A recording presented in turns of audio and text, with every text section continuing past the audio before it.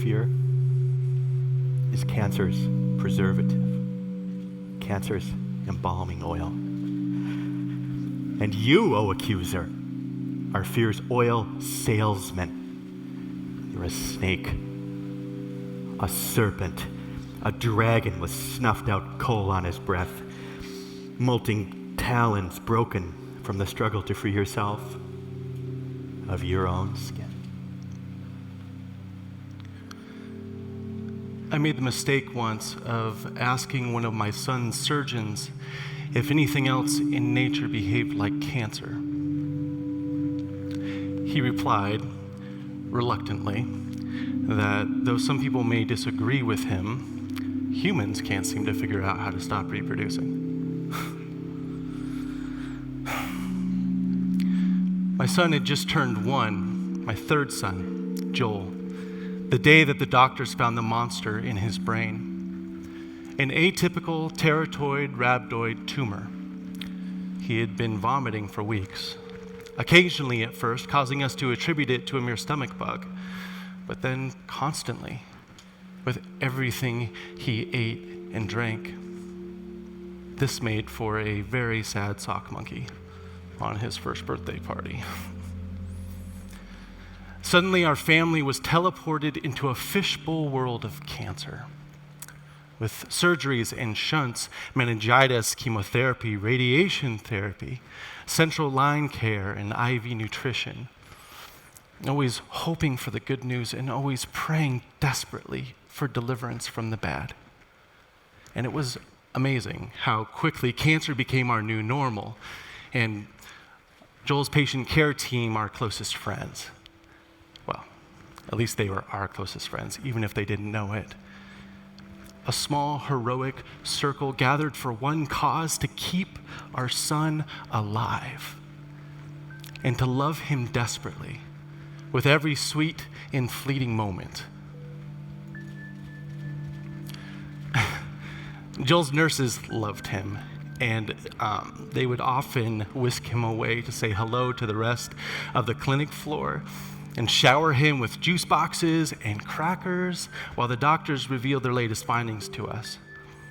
And we'd shower our doctors with questions like, explain gene expression to us and chemotherapy, and I even asked for a demonstration of the radiation planning software. It was pretty cool. Because as a software developer myself, I often relish the moments when talking about cancer. It felt a lot like talking about code, a language that I could understand. Words like polymorphism and inheritance conjured in me aspirations of finding a cure for cancer if I could just craft the correct search pattern algorithm. But unfortunately, life has to continue during the race for the cure. Sorry, guys. It's not good. No. Joel has had a recurrence of his tumor. I knew it. How big is it? Or where is it? Well, it's in the frontal cortex, and it's quite small at this point, but unfortunately the size isn't terribly important. Any recurrence, it means the chemotherapy has failed. This is a tragedy. You know, from the outside looking in, it's easy to think that cancer only casts its shadow on the patient and the patient's immediate family. But we found through our experience that the souls who we entrusted Joel's medical care to, they have to take the risk of falling in love with every patient they come in contact with. And then furthermore, they have to bear the burden of losing those patients over and over again. Every day, they have to go into one room where they are asked to celebrate and another room where they're asked to mourn. And they choose to bear this burden, while the specters of disease circle overhead, casting their shadow over feeble swords and unstable healing elixirs. In this context, words like sympathy and empathy fail to express the breadth and depth of our shared experience, our shared loss, as patient and provider, as parent and friend. And I don't need to try to explain to them how it feels because we experienced it together. We sat in that family consult room together, frustrated by our insufficient knowledge, staring at our impotent hands. We shared that moment of weakness together.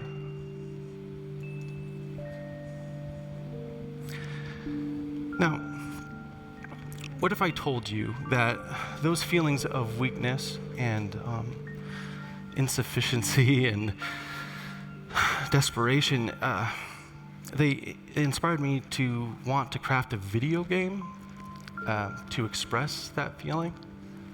What would your first reaction be? Perhaps cancer's not a game. It's true. But what if I told you that it wasn't so much a game that you would play because we didn't aim to make learning about cancer fun, but it was more about the journey that you would take.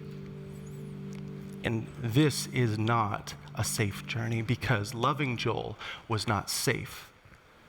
But living a life with Joel was full of laughter and full of joy, full of worry and full of weeping, full of hope realized and hope deferred. I hate this room. I didn't used to. For a moment, it was an adventure. I was cast as the compassionate and caring father, holed up with his fragile son in a small cleft in the rocks, the storm raging, waves ripping at the sharp black rocks below. And enveloped in my arms, he feels safe, and I'm holding him firmly, trying not to slip, because if I hold him tight enough, nothing will take him, right?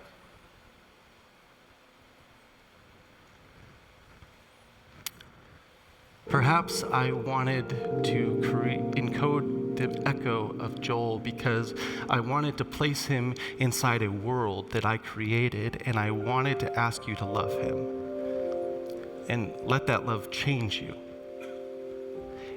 In that context, what could that teach you about the role of faith? Or maybe I just wanted to share with you how much he delighted me and how much he changed me. In that context, what could it teach you about the love of a father or being a beloved son? Or perhaps if I had taken this technology 40 years ago when it was still in its infancy, what would the echo of my son perhaps look like? Abstract pixels on a screen?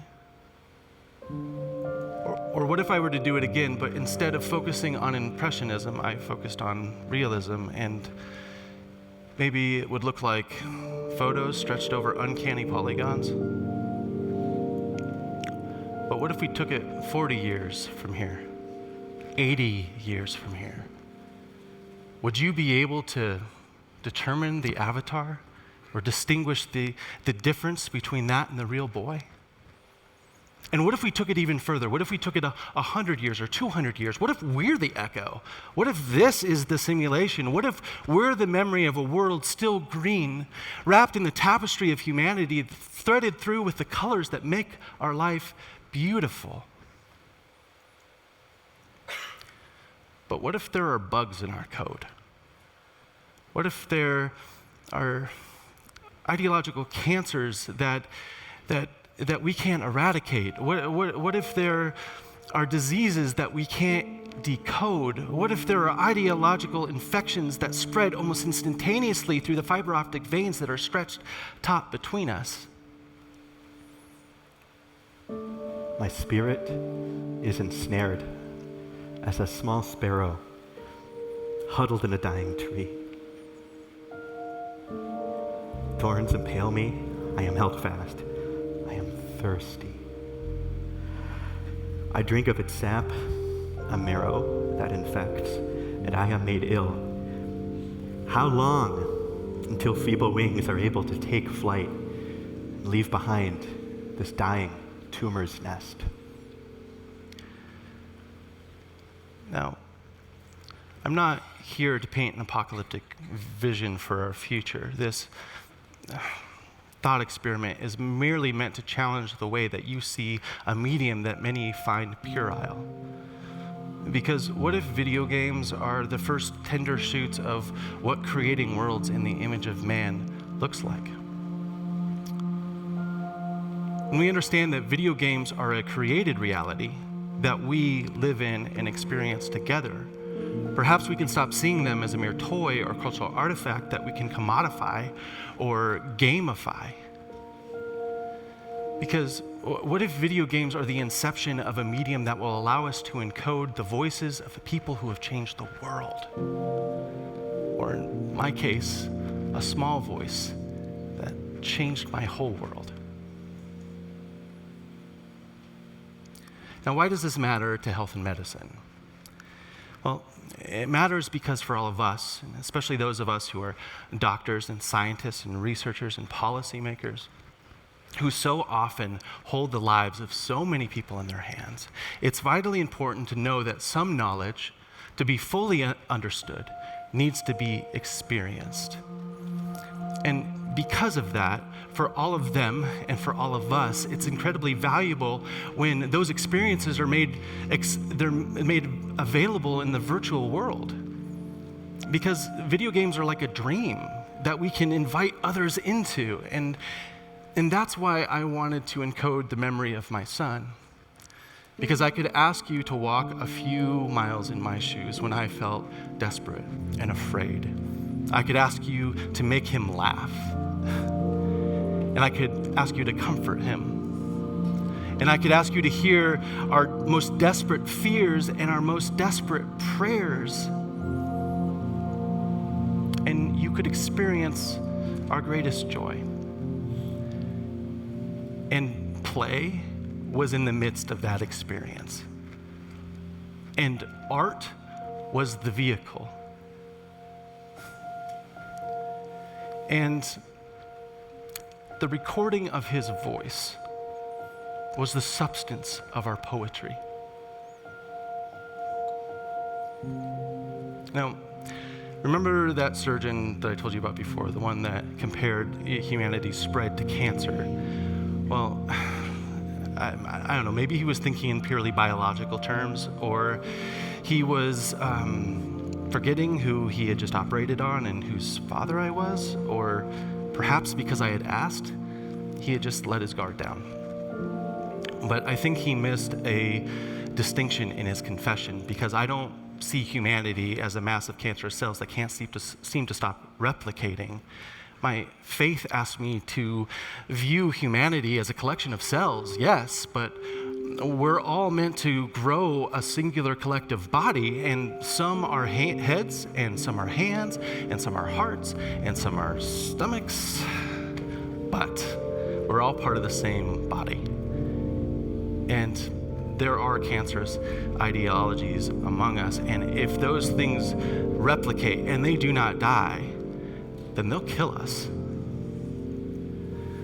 What if video games are a means of examining the ideological cancers that divide us and that they promote hatred and unforgiveness? What if video games provided a pathway to a cure, not because of what they force us to do better or what they teach us, but in the ways that they enable us to live life together? I walked as a refugee and could not go home. I lived in a body that didn't feel like my own. I was trapped in a mind I could not trust.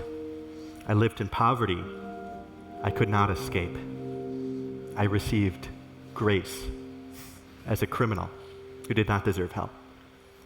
I extended mercy to someone who hated me. Video games unify us not only in the way that they allow us to walk a mile in another person's shoes, or the way that they empower us to solve hard problems together, or share our most deepest and most intimate experiences. Video games can do more.